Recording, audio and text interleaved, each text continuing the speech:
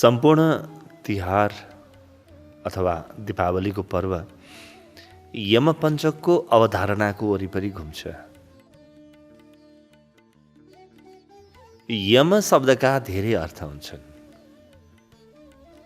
त्यसमध्ये एउटा अर्थ त मृत्युका देवता हो, साधारण अर्थ जुन हामी परिचित छौँ।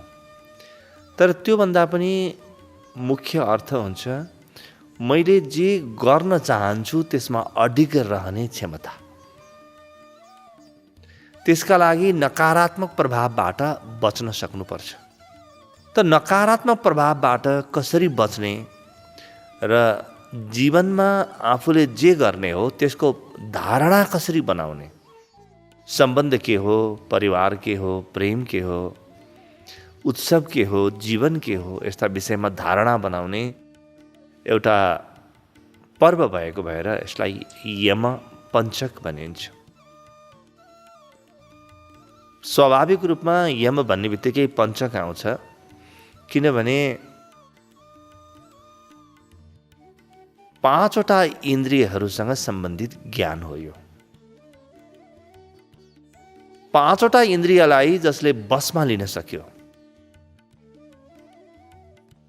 5वटा इन्द्रियलाई जसले नियन्त्रण गर्न सक्यो, उसले यमपञ्चकको फाइदा उठाउन सक्छ। यसको अर्थ यस्तो हुन्छ, 5वटा इन्द्रियलाई नियन्त्रणमा लिने भनेको के हो?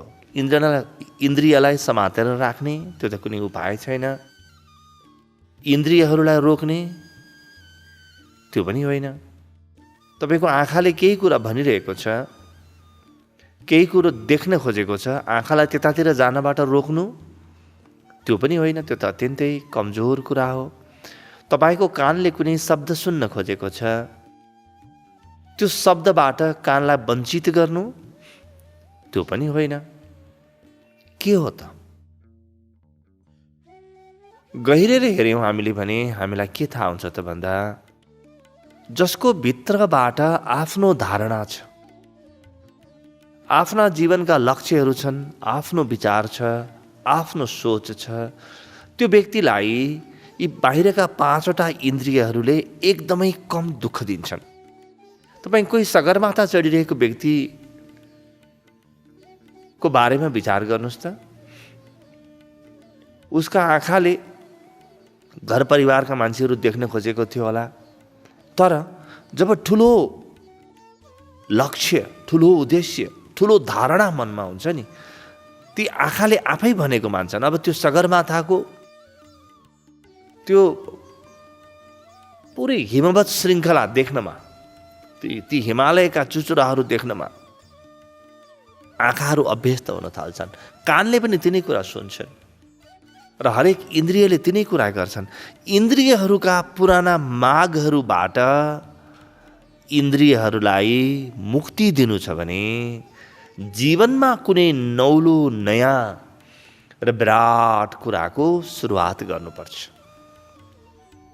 हामीलाई पनि थाहा छ, अनुभव छ, घरमा कोही बिरामी भयो, कसैको अत्यन्तै नजिकबाट सेवा शुश्रूषा गर्नु पर्यो भने मलाई कहाँ घुम्न जान मन लागेको थियो, के खान मन लागेको थियो, के सुन्न मन लागेको थियो, त्यतातिर ध्यान नै जाँदैन। जब जीवनले कुनै महत्त्वपूर्ण काम पाउँछ, त्यस दिन इन्द्रियहरूले आफूलाई नयाँ काममा अभ्यस्त बनाउनको लागि बाटो मोडिदिन्छन्। यसैलाई यम भनिन्छ। यम 5वटा इन्द्रियहरूको वरिपरि, त्यस कारणले यमपञ्चक भनियो। र यमपञ्चक अन्तर्गत आज गोवर्धन पूजा, यो अद्भुत छ यो प्रणाली। तर बनेको, प्रारम्भमा बनेको अर्कै कारणले थियो, ऋषिहरूको सोच अर्कै थियो। आज हामीले त्यसलाई अर्कै बनाइदियौँ। संस्कृति थियो, विकृति बनाइदियौँ, छुट्टै कुरा हो। तर पनि यो अत्यन्तै गहिरो विषय हो।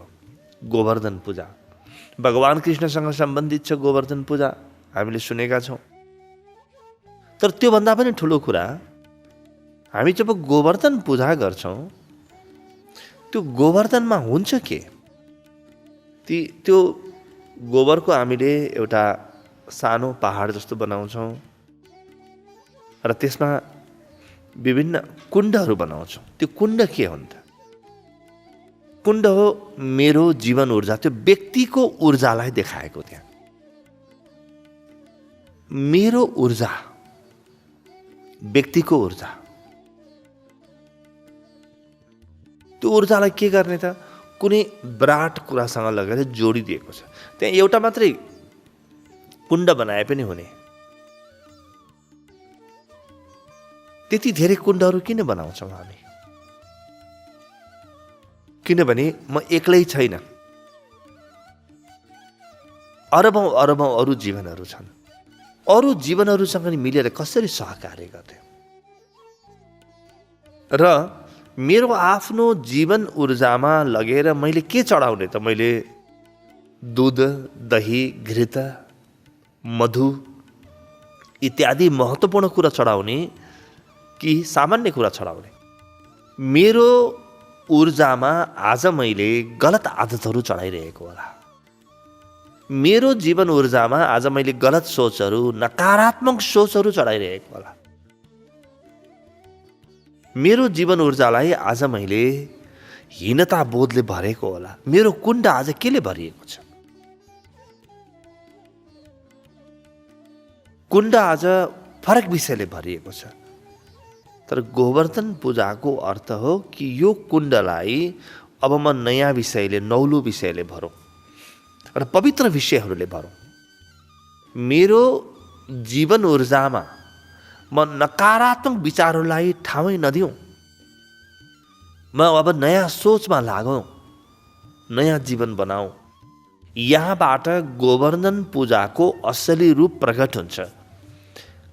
हामी जब कुनै पनि संस्कृतिको आनन्द लिइरहेका छौँ, चाडपर्वको आनन्द लिइरहेका छौँ, ती विभिन्न उपक्रमहरूभित्र लुकेको वैज्ञानिकतालाई खोतल्नुपर्छ, मूल सोचलाई खोतल्नुपर्छ र त्यो सोचलाई अब विकास गर्नुपर्छ, त्यसलाई ठाउँ दिनुपर्छ। होइन भने त हाम्रो हातमा खरानी रहन्छ, आगो त मरिसकेको हुन्छ। हामी कुनै पनि संस्कृति, चाडपर्व, उत्सवहरूलाई तिनको वैज्ञानिकता र तिनको मूल प्रयोजन नबुझिकन जब मनाउन थाल्छौँ, त्यस दिन तिनीहरूभित्र लुकेको आगो चाहिँ मर्छ, अग्नि चाहिँ मर्छ, खरानी मात्र शेष रहन्छ। खरानी त जहाँ गएर दले पनि हुन्छ। त्यस कारणले संस्कृति परिवर्तन, धर्म परिवर्तन, संस्कार परिवर्तन इत्यादि विभिन्न प्रकारका समस्याहरू आज हामीले देखिरहेका छौँ। कुनै पनि पर्वको वैज्ञानिकतालाई खोजौँ, कर्मकाण्ड गरौँ। कर्मकाण्डको आफ्नो आनन्द छ, किनभने त्यो भौतिकता हो।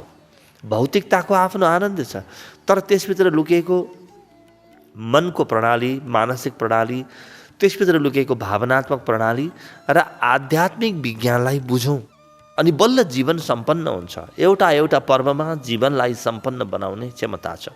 आउनुहोस् अब गोवर्धनलाई अझ बढी खोलौँ। गोवर्धन शब्दभित्र लुकेका कुराहरू हेर्नुहोस् त। गो शब्दको अर्थ हुन्छ इन्द्रिय, वर्धन शब्दको अर्थ हुन्छ सम्हाल्नु, बढाउनु।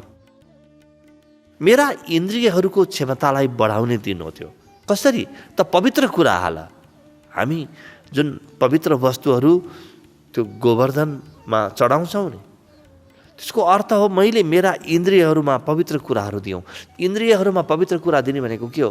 इन्द्रियहरूलाई कुनै विराट सोच दिने, जीवनलाई कुनै विराट सोच दिने, कुनै पर्वत बनाउने, कुनै पहाड बनाउने र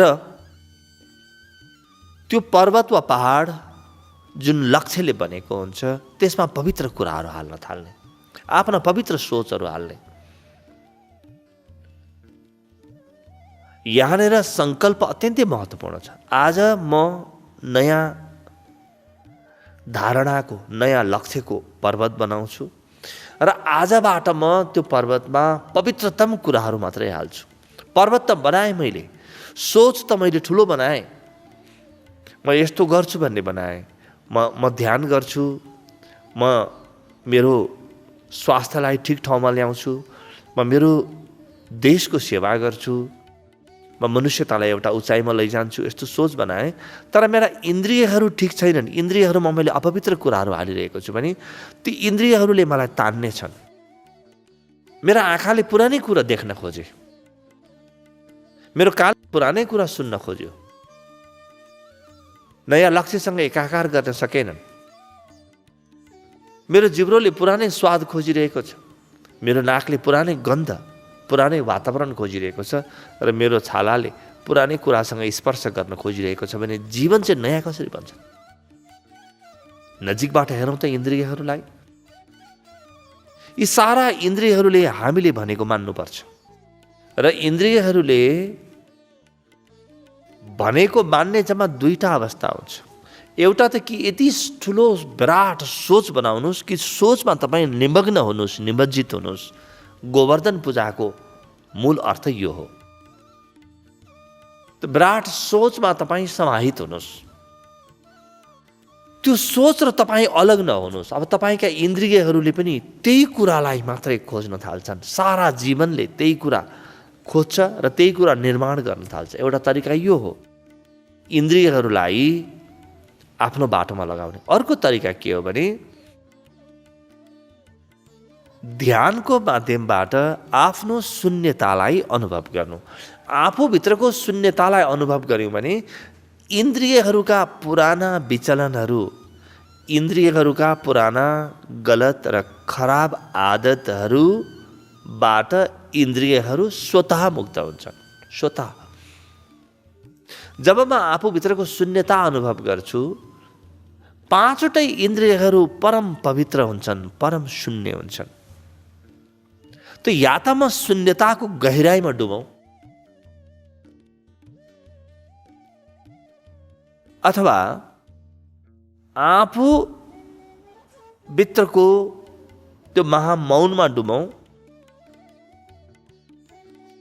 या त म भविष्यको परिकल्पनालाई यति ताजा र यति जीवन्त बनाऊ कि मेरा इन्द्रियहरू, मेरो मन, मेरो प्राण त्यसैमा डुबुन्। या त म शून्यतामा डुबौँ, या त म सृजनामा डुबौँ। या त म आफूभित्रको परम शून्यतामा डुबौँ, इन्द्रियहरूलाई पनि त्यही शून्यतामा डुबाइदिउँ। त्यो गहिरोमा मेरो आत्माको दर्शन हुन्छ, मेरो जीवन ऊर्जाको दर्शन हुन्छ।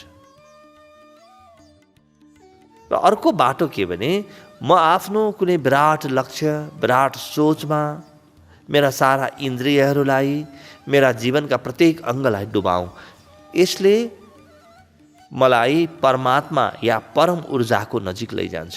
र यी दुईटा बाटोमध्ये जुन बाटोबाट हिँडे पनि उही मन्जिलमा पुगिन्छ। तर जीवन विज्ञानको तरिका अलिक फरक छ, हाम्रो विधि फरक छ।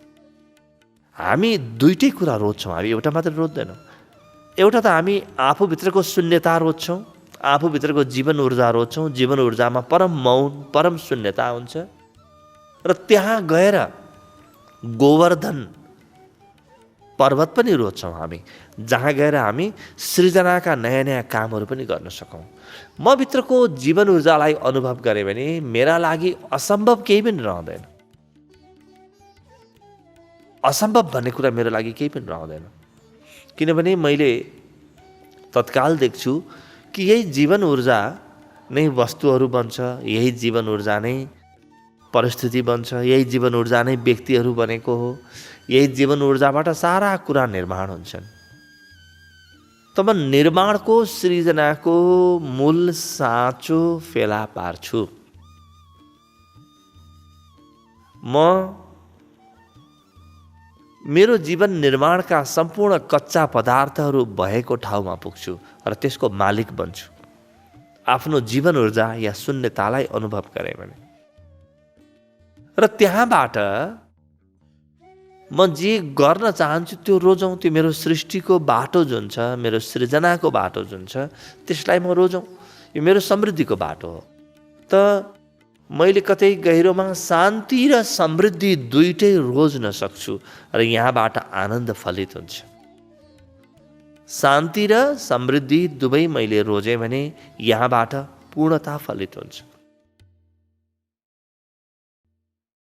त्यो जीवन विज्ञानको यो मार्गमा गोवर्धन पूजाले विशेष अर्थ राख्छ। हामी सनातन संस्कृतिका साना साना कुराहरूसँग पनि एकाकार गर्छौँ, किनभने यो संस्कृति अत्यन्तै उन्नत थियो, छ र यसले मनुष्यलाई परम जीवन दिन सक्छ। मात्र यो संस्कृतिमा परम जीवनका सम्भावनाहरू शेष छन्। सयौं वर्षदेखि यिनको वैज्ञानिकता हामीले खोजेन होला, यी भित्र लुकेको आध्यात्मिकता खोजेन होला, हामीले मात्र संस्कृतिको रूपमा यसलाई अघि बढायौँ होला र पनि धेरै केही बिग्रेको छैन। फेरि यहाँबाट खोज्न सक्छौँ। आगोको झिल्का बाँकी छ, अलिअलि भित्र कतै त्यो अग्नि बाँकी छ, त्यो अग्निबाट खोजौँ र गोवर्धन पूजा प्रारम्भ गरौँ। आफ्ना इन्द्रियहरूलाई पवित्र बनाऊ र जीवनमा जे गर्ने हो त्यो रोजौँ। निरन्तर त्यही बाटो हिँडौँ, जे बाटो रोजेको छ त्यो मात्रै बाटो हिँडौँ। जुन बाटो रोजेको, जे कर्म रोजेको त्यो गरौँ। जहाँ पुग्न खोजेको त्यो बाटो हिँडौँ। अरू बाटोको बारेमा सोधखोज गर्नु पनि जरुरी छैन। आफ्नो सोच बनाऊ, आफ्नो धारणा बनाऊ, आफ्नो लक्ष्य बनाऊ र त्योभन्दा पहिले इन्द्रियलाई पवित्र गरौँ। आफूभित्रको जीवन ऊर्जालाई अनुभव गरौँ। जीवन ऊर्जालाई अनुभव गर्ने उपाय हो ऊर्जा ध्यान।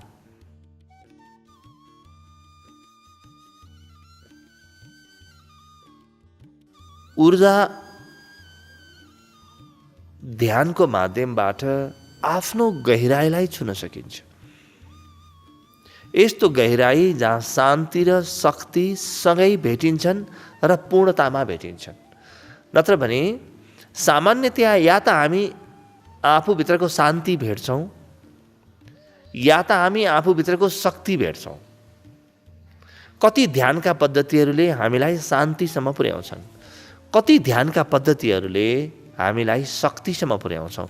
ऊर्जा ध्यान मात्र एउटा यस्तो पद्धति हो जुन पद्धतिको माध्यमबाट, जुन विज्ञानको माध्यमबाट हामी शान्ति र शक्ति दुवैमा एकैपटक हम फाल्छौँ। आफूभित्रको अनन्त शान्ति परम शान्ति र आफूभित्रको अनन्त शक्ति परम शक्ति। जब व्यक्तिसँग शान्ति पनि छ, शक्ति पनि छ, त्यो व्यक्ति महान हुन्छ। शान्ति मात्रै छ, शक्ति छैन, जीवनमा केही पनि गर्न नसक्ने भइन्छ। शक्ति मात्रै छ, शान्ति छैन, शक्तिको दुरुपयोग हुन्छ, जसरी आज संसारमा भइरहेको छ। ऊर्जा ध्यानको माध्यमबाट शान्ति र शक्ति दुवैलाई एकैपटक छुन सकिन्छ र त्यो शान्तिमा इन्द्रियहरूको पवित्रता आफै आउँछ। शान्ति के हो त? पवित्रता हो। शान्ति के हो? शून्यता हो। मेरा इन्द्रियहरूको शून्यतामा, मेरा इन्द्रियहरूको पवित्रतामा मेरो मन पुरै डुब्छ। त्यतिखेर इन्द्रियहरूले केही पुकारिरहेका हुँदैनन्। आँखाले पुरानो कुरा म हेर्न चाहन्छु भनिरहेको हुँदैन, कानको आफ्नो रोजाइ हुँदैन, नाकको आफ्नो रोजाइ हुँदैन, जिब्रोको आफ्नो रोजाइ हुँदैन। मेरो रोजाइसँग यिनीहरू राजी हुन्छन्। शान्तिको त्यो केन्द्रमा मेरा सबै इन्द्रियहरू पनि शान्त हुन्छन् र मैले भनेको मान्दछन्। मैले केही अराउनै पर्दैन। जसरी हातले मैले भनेको मान्छ, यसै गरी मेरा इन्द्रियहरूले पनि मैले भनेको मान्छन्। मैले उठ्न भनिकन हात किन उठ्नु?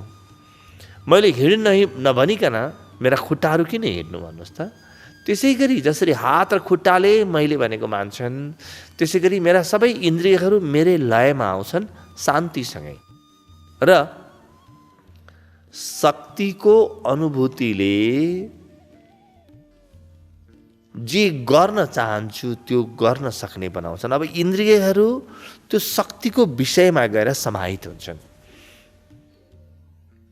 इन्द्रियहरूले भेटे अब शान्तिको गहिराईमा गएर शक्तिको पर्वतलाई भेट्छन्, त्यो गोवर्धन पर्वतलाई। यो बाटो हिँड्न लायक छ। यो बाटो सबै मनुष्यको बाटो। मात्र शान्तिको बाटो केही मनुष्यको बाटो हो, मात्र शक्तिको बाटो केही मात्र मनुष्यको बाटो हो। शान्ति र शक्ति दुवैको परम संयोग जहाँ छ, परम संयोजन जहाँ छ, त्यो बाटो शान्ति र शक्तिको त्यो बाटो सम्पूर्ण मनुष्यहरूको बाटो हो। गोवर्धन पूजाको हार्दिक मङ्गलमय शुभकामना।